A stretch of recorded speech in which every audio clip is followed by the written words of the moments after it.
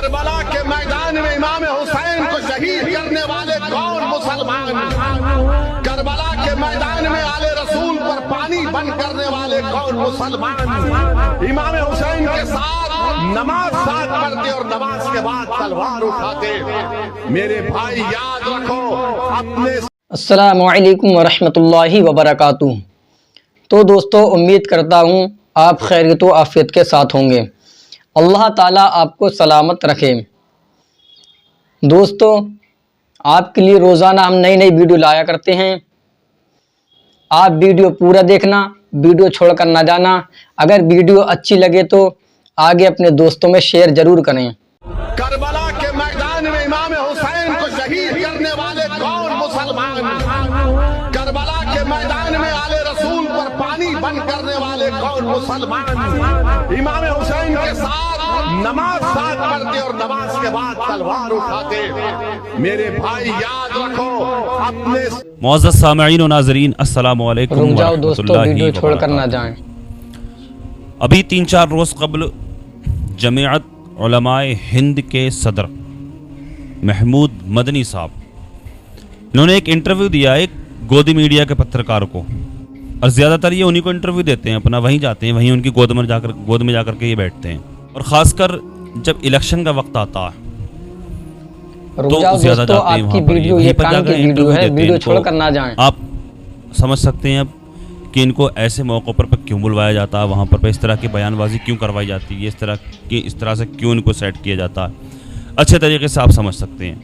अब इन्होंने इसी तरह की बातें, कुछ इस तरह की बातें की हैं कि इनसे मुसलमान तो है ही खफा, इनसे इनकी मुखालफत कर रहे हैं, उलमा भी इनकी मुखालफत कर रहे हैं, तमाम उलमा इनकी मुखालफत कर रहे हैं। और ये जो देवबंदी मकतब फ़िक्र से ताल्लुक़ रखते हैं, ये तो देवबंदी मकतब फ़िक्र के उलमा भी इनकी मुखालफत कर रहे हैं। इस तरह की बातें करी हैं इन्होंने, इस तरह की बयानबाजी इन्होंने वहाँ पर गोदी मीडिया की गोद में बैठ कर के इस तरह की बातें की हैं, इस तरह की बयानबाजी इन्होंने की है। इनका ये इंटरव्यू कई दिन से सोशल मीडिया पर बड़ा गर्दिश कर रहा है। NRC को लेकर, ओवैसी साहब को लेकर कई उलझुल जवाब दिए इन्होंने वहाँ बैठ करके। इनसे जब पूछा गया कि ओवैसी साहब भड़काऊ बयान करते हैं, तो ये उस वक्त ये भी कह सकते थे कि वो जो भी बात करते हैं वो कानून के दायरे में रह करके करते हैं। लेकिन वो अनुराग ठाकुर, जिसने कहा था कि देश के गद्दारों को गोली मारो सालों को, वो आज एक संविधानिक पद पर बैठा हुआ है, वो मंत्री बने हुए बैठे। और अभी आपने देखा चंद रोज कबल किस तरह इसने कहा कि मुसलमानों को मस्जिद से निकाल करके मारेंगे, और क्या कहा था इसने कि 24 घंटे का टाइम है, आ जाओ, इस तरह की बातें। तो ये कुछ नहीं कहा इन्होंने, इस तरह की बात नहीं की इन्होंने, वो उल जलूल बातें करी इन्होंने वहाँ पर बैठ के। हाँ, अब ऐसे में महमूद मदनी साहब, आप वहाँ पर जाकर बैठ करके ओवैसी साहब के खिलाफ बोल करके ये क्या साबित करना चाहते हो आप? मैं पूछना चाहता हूँ आपसे, क्या साबित करना चाहते हो आप? क्या दिखाना चाहते हो? जिस राज्य में भी कहीं भी कोई मुसलमान का चेहरा उभरता नजर आता है, आपको तो हजम ही नहीं होता है। कहीं पे भी इस तरह से कोई मुसलमान का चेहरा नया उभरता दिखता है आपको, तो आपको हजम नहीं होता है। जब भी कोई मुसलमान हक की बात करता है तो आपको हजम ही नहीं होता है, आपसे देखा ही नहीं जाता है, उसी के खिलाफ बोलते हो आप। और रही बात, आप कह रहे थे कि ओवैसी साहब इस तरह की बात करते हैं, कुछ उनको फ़ायदा कम होता है और दूसरों को फ़ायदा ज़्यादा हो जाता है, इस तरह की बात कर रहे थे। तो आप जैसे लोगों की वजह से ही मुसलमान मुंतशिर होता है। अगर आप किसी बड़े ओहदे पर हैं तो इसका मतलब ये तो नहीं है कि आप मुस्लिमों की क़यादत कायम होने नहीं देंगे। ठेकेदार हैं आप, आपने ठेका ले रखा है, ठेकेदार हैं आप, कि आप मुस्लिमों की क़यादत कायम होने नहीं देंगे।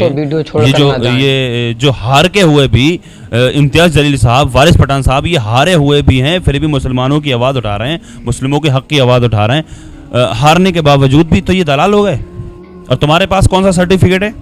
तुम क्यों किसी सही पत्रकार को अपनी का इंटरव्यू नहीं देते हो? तुम किसी मुसलमान को इंटरव्यू क्यों नहीं देते हो? तुम इन्हीं के पास बैठते हो जाकर के, इन्हीं को जब भी कोई ऐसा मौका आता है इन्हीं के पास जाकर के इंटरव्यू देते हो। और खास करके जब इलेक्शन का वक्त आता है तो इनकी गोदी मीडिया के गोद में जाकर के बैठ के बोलते हो, बकवासें करते नजर आते हो तुम इस तरह की।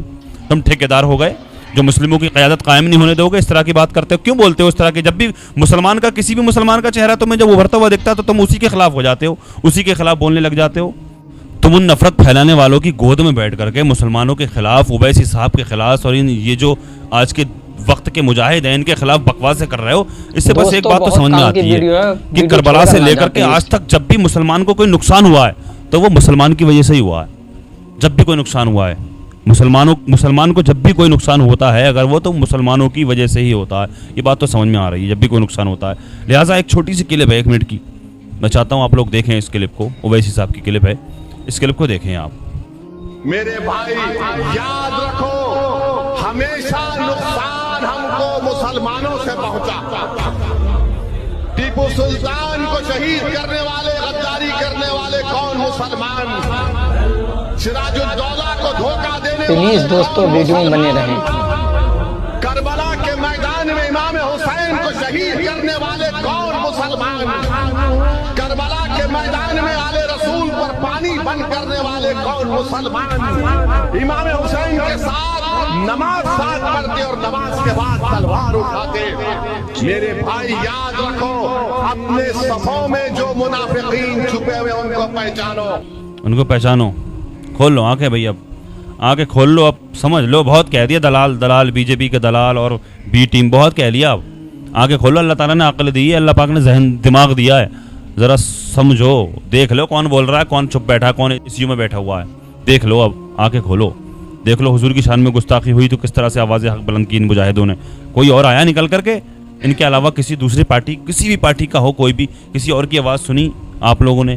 कहीं से आवाज़ उठी? इन्हीं ने आवाज़ उठाई है।